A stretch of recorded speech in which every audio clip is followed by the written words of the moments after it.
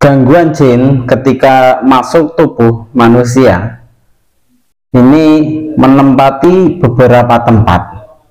Apa saja kita ikuti setelah berikut ini.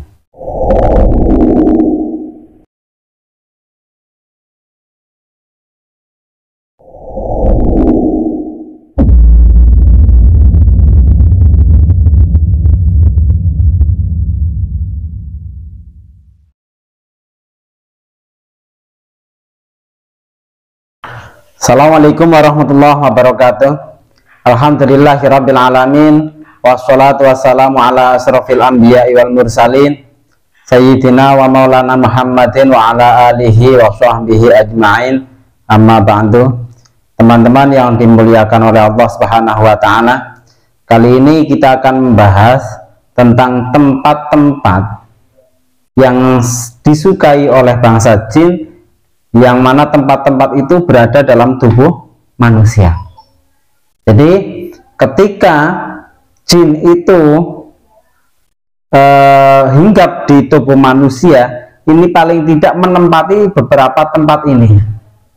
Banyak tempat yang disukai oleh bangsa jin dalam tubuh manusia, tapi setidaknya kita akan menyampaikan beberapa tempat yang sering ditempati oleh jin. Yang pertama itu di peredaran darah. Jin itu ketika masuk pada tubuh manusia, ini yang pertama, yang paling disukai adalah bertempat di peredaran darah. Ini yang di dalam. Jadi kenapa kemudian seorang yang terkena gangguan jin kemudian menjadi sakit-sakitan atau tumbuh penyakit yang lain? Karena itu kemungkinan besar jin itu bersarang di tubuh, di peredaran darah. Ketika peredaran darah itu terganggu, maka disitulah muncul berbagai macam penyakit, karena peredaran darah itu tidak lancar dan tidak normal. Yang pertama jin itu bersarang di peredaran darah, atau yajri majrad dam. Ini yang pertama. Kemudian yang kedua di lubang mulut. Jadi makanya Kanjeng Nabi Muhammad SAW ini sangat menganjurkan ketika seseorang itu menguap, ini ditutup.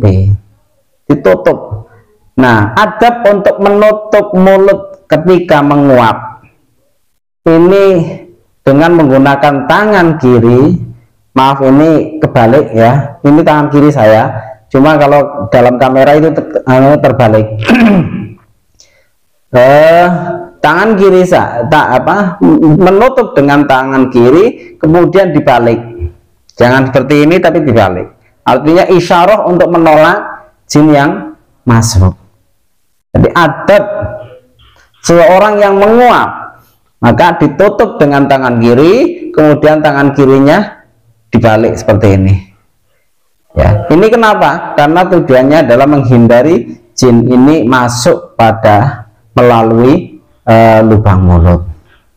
Ini yang kedua. Yang pertama di peredaran darah, yang kedua di lubang mulut, yang ketiga di lubang hidung. Melalui lubang hidung, maka Kanjeng Nabi Muhammad SAW ini sangat menganjurkan ketika kita wudhu itu menghisap air melalui mulut, ya, istinsyaq. Nah, di sini karena di lubang hidung ini sangat disukai oleh bangsa jin. Ketika seorang tidur, kadang-kadang ini jin ini, dalam sebuah riwayat ini ketika seorang itu tidur, ini jin itu suka masuk pada lubang mulut. Maka disunatkan ketika wudhu itu menghisap air ke dalam hidung ini sampai benar-benar haisun, janur hidung sana. Jadi beberapa tempat. Yang keempat itu di lubang telinga manusia. Di lubang telinga manusia. Maka suatu ketika Kanjeng Nabi Muhammad SAW menyampaikan, seorang yang tidak suka untuk qiyamul lail ini kuping telinga manusia itu terganggu oleh bangsa jin. Nah, melalui lubang telinga manusia ini atau berada di lubang telinga manusia ini, jin itu bisa menempati. Ini tempat yang keempat. Kemudian yang selanjutnya di bawah kuku. Nah, maka sangat dianjurkan untuk memotong kuku. Nah, karena jin itu suka sekali menempati di bawah kuku. Ada adabnya. Adab untuk memotong kuku ketika kita melihat di kitab Al-Adhkar itu, yang pertama yang kita potong kukunya itu dari arah tangan kanan. Ini maaf, ini tangan kanan saya karena kebalik di kamera. Tangan kanan mulai start itu dari jari telunjuk. Ya, ini yang pertama dari jari telunjuk, yang kedua kemudian ke jari tengah, terus jari manis, jari kelingking. Ini kanan. Kemudian berpindah setelah sampai jari kelingking, berpindah ke jari kelingking kiri. Jari kelingking kiri dilanjutkan jari manis kiri, jari tengah kiri, jari telunjuk kiri, jempol kiri, yang terakhir jempol kanan. Ini adab kita ketika memotong kuku.